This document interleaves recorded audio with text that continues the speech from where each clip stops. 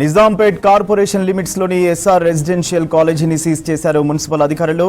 2 రోజులుగా కురుస్తున్న వర్షాలతో నిజాంపేట్ రోడ్ హిల్ కౌంటీ ఎదురుగా ఉన్న ఎస్ఆర్ కాలేజీ సెల్లార్లోకి భారీగా వరద నీరు వచ్చి చేరింది. దీంతో స్పాట్ను విజిట్ చేసిన జీహెచ్ఎంసీ అధికారులు పత్తికుంట చెరువులో కాలేజీని కట్టారని నిర్ధారించి సీజ్ చేశారు. మరోవైపు కాలేజీలోకి భారీగా వరద నీరు రావడంతో విద్యార్థులను సెలవుల పేరుతో ఇంటికి పంపుతున్నారు కాలేజీ యాజమాన్యం. రైట్, డీటెయిల్స్ రత్నం అందిస్తారు. రత్నం, నిజాంపేట్లోని ఎస్ఆర్ రెసిడెన్షియల్ కాలేజ్ సీజ్కి సంబంధించి అప్డేట్స్ ఏంటి?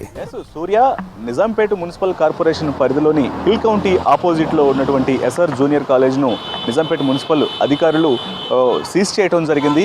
ఆ కాలేజీలోకి రాత్రి ఉన్నపలానా ఒక్కసారిగా వరద నీరు వచ్చి చేరింది. వరద నీరు వచ్చిన తర్వాత అధికారులు ఇక్కడికి రావడం జరిగింది. వచ్చి చూసిన సందర్భంలోనే ఈ యొక్క కాలేజ్ మొత్తం కూడా పక్కనే ఉన్నటువంటి పత్తికుంట చెరువును ఆక్రమించి కూడా నిర్మాణం చేసినటువంటి పూర్తి ఎవిడెన్స్ని తీసుకొని కాలేజ్ని రాత్రి అధికారులు సీజ్ చేశారు. సో మనం ఒకసారి చూడొచ్చు. దీనికి సంబంధించి ఇప్పటికే దాదాపు ఈ యొక్క ఎస్ఆర్ జూనియర్ కాలేజీలో 500 మంది విద్యార్థులు ఉంటారు. కాలేజు అలాగే హాస్టల్ని కూడా ఇక్కడే నిర్వహిస్తూ ఉన్నారు. అయితే 2019లో ఈ యొక్క కాలేజీకి సంబంధించినటువంటి కన్స్ట్రక్షన్ అనేది ఇక్కడ చేశారు. కన్స్ట్రక్షన్ చేసిన తర్వాత పక్కనే ఉన్నటువంటి పత్తికుంట చెరువు ఏదైతే ఉందో అందులో నుంచి 4 ఎకరాలను కూడా ఆక్రమించి ఒక కాలేజ్ నిర్మాణం చేశారు అనేది మున్సిపల్ అధికారుల దృష్టికి వెళ్ళిన నేపథ్యంలోనే వాళ్ళు ఒక కాలేజీను రాత్రి సీజ్ చేయడం జరిగింది. మనం ఒకసారి సెల్లార్ లోపలికి కూడా చూసినట్లయితే లోపల కొంతసేపటి వరకు కూడా మొత్తం లోపల సెల్లార్లో కూడా వరద నీరు చేరింది. వరద నీరు చేరి విద్యార్థులు నానా అవస్థలు పడుతున్నటువంటి సందర్భంలో ఈ యొక్క స్థానికులు ఇక్కడ అధికారులకు సమాచారం ఇవ్వడంతో అధికారులు దీని మీద చర్యలు తీసుకోవడం జరిగింది. ఇక కాలేజీలో ఉన్నటువంటి విద్యార్థులు అందరినీ కూడా సెలవులు ఇటు కాలేజీ సీజ్ చేసినటువంటి విషయం చెప్పకుండా వాళ్ళందరినీ సెలవులు ఇస్తున్నామంటూ కూడా పంపిస్తున్న పరిస్థితి. కొంతమంది విద్యార్థులు ఉన్నారు. ఏం చెప్పారు మీకు కాలేజీ వాళ్ళు? ఏమని సెలవులు ఇచ్చారు?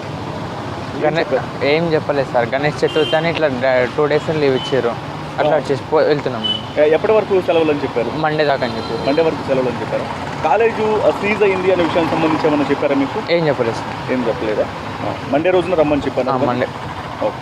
సో అది విద్యార్థులకు మాత్రం మండే వరకు హెవీ రైన్స్ కారణంగా వర్షాలు కురుస్తున్నటువంటి పరిస్థితుల్లోనే మీ అందరికీ సెలవులు ఇస్తున్నామంటూ కూడా వాళ్ళందరికీ తెలియజేయడం జరిగింది. మనం ఒకసారి ఆ పక్కనే ఉన్నటువంటి ఒకసారి విజువల్స్ మనం ఒకసారి చూసినట్లయితే మనకి ఇక్కడ స్థానికంగా ఏదైతే కనిపిస్తుందో ఇదంతా కూడా పత్తికుంట చెరువుని ఆక్రమించి ఆ కాలేజీ నిర్మాణం అనేది జరిగింది.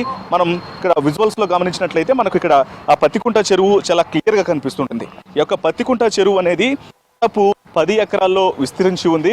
ఈ 10 ఎకరాల్లో విస్తరించినటువంటి చెరువు మొత్తాన్ని కూడా ఒక్కసారిగా కబ్జా చేసి ఇందులో నుంచి 4 ఎకరాలని కబ్జా చేయడం జరిగింది. 4 ఎకరాలను కబ్జా చేసి వీళ్ళు 2019లో ఈ యొక్క జూనియర్ కాలేజ్ని ఇక్కడ రెసిడెన్షియల్ క్యాంపస్గా నిర్మాణం చేయడం జరిగింది. దీనికి సంబంధించి ఇప్పుడు అధికారులు వరుసగా జరుగుతున్నటువంటి ఆక్రమణలకు సంబంధించి చర్యలు తీసుకుంటున్నటువంటి నేపథ్యంలోనే ఇక్కడ మున్సిపల్ అధికారులు దీని మీద దృష్టి పెట్టి కాలేజీ మొత్తాన్ని కూడా సీజ్ చేసినటువంటి పరిస్థితి. అయితే ఇక్కడ కొంతమంది స్థానికులు ఉన్నారు.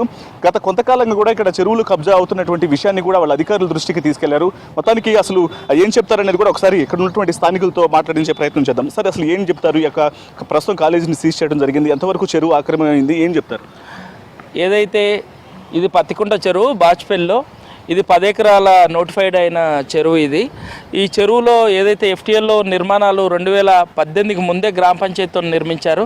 ఇప్పటికైనా కూడా అధికారులు స్పందించి చెరువు ఎఫ్టీఎల్లో ఏవైతే భవనాలు వచ్చినాయో ఎస్ఆర్ కాలేజీ కానీ శ్రీరామ్ స్కూల్ కానీ అక్కడ పక్కన ఫంక్షన్ హాల్ సప్తపదిని సీజ్ చేయడం చాలా హర్షణీయమైన విషయము. ఏదైతే ఈ 10 ఎకరాల చెరువులో దాదాపు 4.5 ఎకరాలు కబ్జా అయిపోయి ఇట్లాంటి భారీ భవనాలు ఏదైతే ఎఫ్టీఎల్లో మరి ఏ విధంగా అనుమతులు ఇచ్చిందో ఏ విధంగా నిర్మించిందో తెలియదు. కానీ ఈరోజు ఏదైతే ఇందులో కాలేజీ నిర్మాణం చేసిల్లో కాలేజీ ఈరోజు రన్ అవుతుందో ఎస్ఆర్ కాలేజీ కానీ శ్రీరామ్ స్కూల్ కానీ సప్తపది కానీ ఇలా విద్యార్థుల భవిష్యత్తుని ఈ విధంగా సెల్లర్లకు నీళ్ళు వచ్చి భవనాలు కూలిపోతే విద్యార్థుల జీవితాలకు ఎవరు బాధ్యులు అనేది మేము ప్రశ్నిస్తున్నాం. రెండోది ఏంటంటే హైడ్రా వచ్చినాకనే ఇప్పుడు అధికారులకు కొంచెం ఏదైతే భయం మొదలైంది.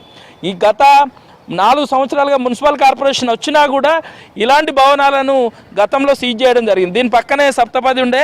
ఈ సప్తపదిని అధికారులు ఏదైతే రెవెన్యూ అధికారులు నోటీస్ ఇచ్చి సీజ్ చేసిన పరిస్థితి.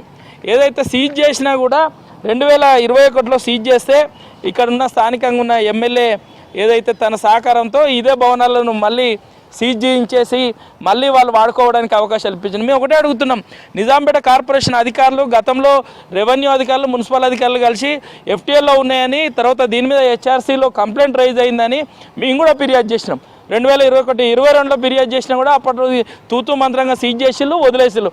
మరి ఈరోజు వర్షాలు భారీగా పడినాయి, ఒక విధంగా బిల్డింగ్ సెల్లార్లకు వచ్చినాయి, బిల్డింగ్లు కూలిపోతే దాదాపు 500 మంది విద్యార్థులు ఉన్నారు. ఈ విధంగా కమర్షియల్ యాక్టివిటీస్ ఉన్న బిల్డింగ్లు ఏవైతే చెరువు ఎఫ్టీఎల్లో ఉన్నాయో తక్షణమే ఈరోజు కూల్చివేయాలని హైడ్రా కమిషనర్ ప్రభుత్వాన్ని కోరుతున్నాం. రెండోది ఏంటంటే ఇన్ని రోజులు అధికారులు సహకరించలేదు ఇట్లాంటి కమర్షియల్ యాక్టివిటీస్ ఎఫ్టీఎల్లో ఉన్న బిల్డింగ్లకి.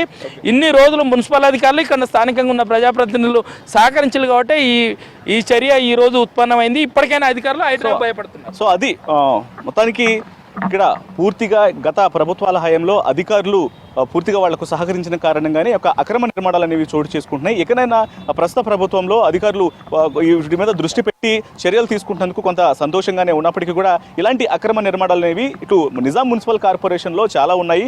వాటి మీద కూడా ఇక్కడ చెరువుల్ని కాపాడటంతో పాటు అక్రమ భవనాలు, ఈ కన్స్ట్రక్షన్స్ మీద కూడా దృష్టి పెట్టాల్సినటువంటి అవసరం ఉందంటూ కూడా ఇక్కడ ఉన్నటువంటి స్థానికులు తెలియజేస్తున్నారు.